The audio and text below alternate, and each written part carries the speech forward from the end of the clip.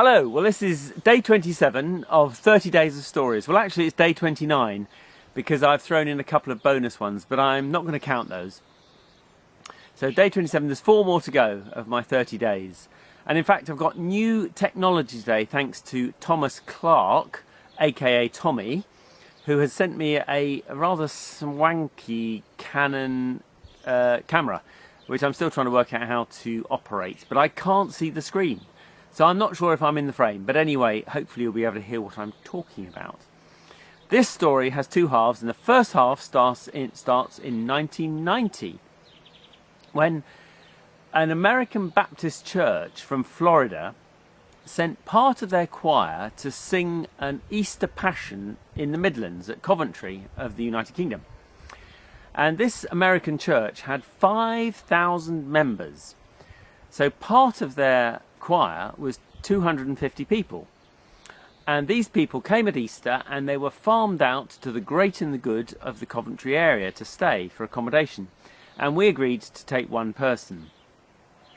And the arrangement was we'd turn up at the bus station at 10 o'clock on a Friday night and collect our person. But when we turned up, everybody else had been collected and there were 3 people left and no one to take them. So, of course, we did the right thing and welcomed them into our home. The group consisted of Carol, who was a grandmother in her 70s, her granddaughter and her granddaughter's friend. And the 2 girls were in their mid-teens. So we turned our attic into a teen den for the days that they were with us. And right from the very start we had a lot of fun because they walked into our kitchen, took one look at our fridge and assumed it was a Fisher-Price toy because they'd never seen a fridge so tiny as that before. It was a larder fridge that fitted under the worktop. But we had a lot of fun and we packed them on their way after the very impressive choral event in Coventry and sent them back to Florida, thinking we would not see them again. 3 years later, 1993, I was sitting in a showroom in Leamington Spa looking at a Hoover washing machine. We needed a new washing machine and I had selected the model, but I was puzzled over the promotional offer that went with it. And I was studying the leaflet, saying to myself, where's the catch?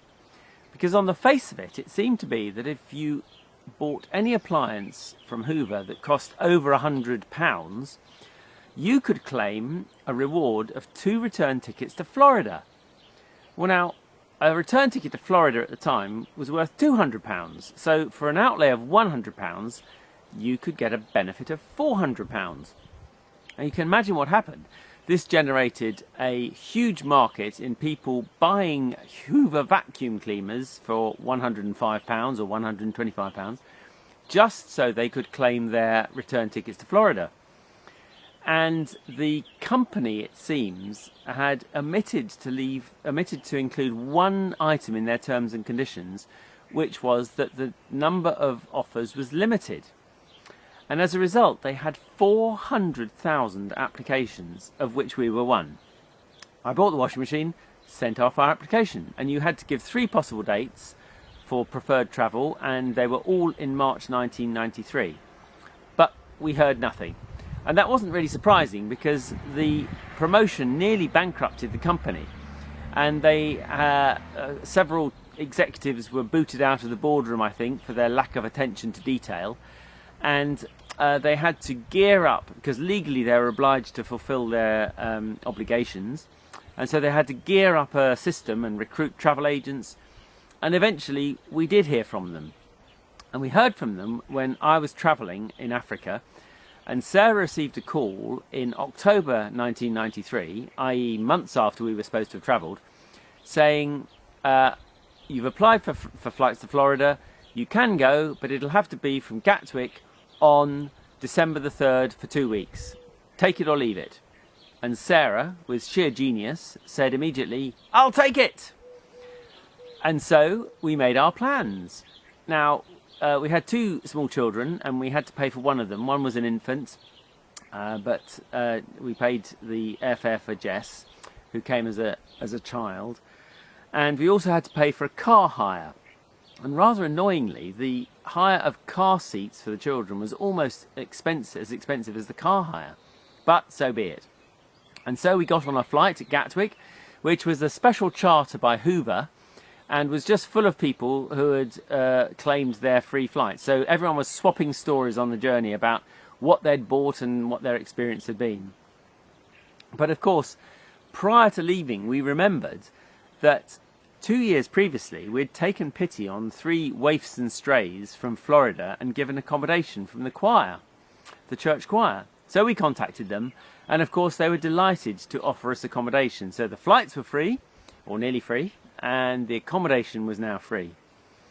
Well, we arrived at the Florida airport, collected our car seats, and went off to reunite ourselves with our friends who we hadn't seen for 2 years.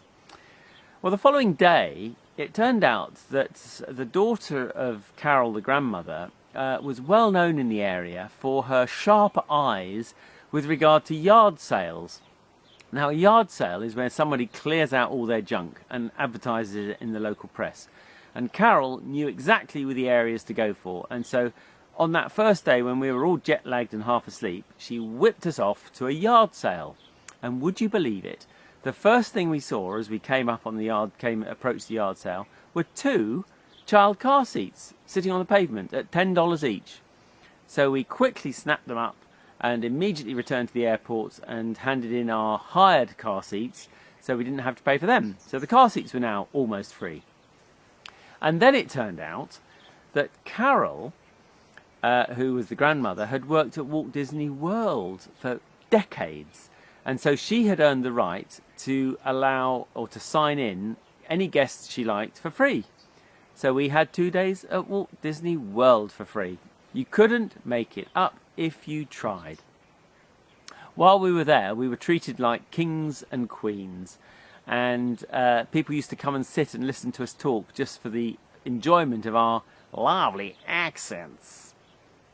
And we also went to that church of 5,000 members, which was an experience in itself. And the children who were going to Sunday school at that church were barcoded on the way in, and they were barcoded according to not only the year of their birth, but the month and the year of their birth. So our Jess was born in March 1990. So there was a Sunday school group for people born in March 1990, or children born, because there were too many children. So, and the service itself was 5,000 strong. And they also, while we were there, just in the lead up to Christmas, put on a choral spectacle called the Singing Christmas Trees. And well, you had to be there to see it and believe it, really. But this involved the choir, which I've spoken about before, mounted behind 2 enormous, must be 30 or 40 feet tall, wooden plywood Christmas trees.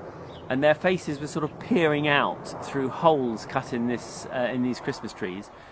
And from that position, they sang all sorts of Christmas songs. I mean, it was very well done, but rather surreal to the British taste. And so that's my tale for tonight. An almost free and totally unexpected Florida holiday, courtesy of Hoover and our friends from the First Baptist Church of Orlando, Florida. See you tomorrow for day 28.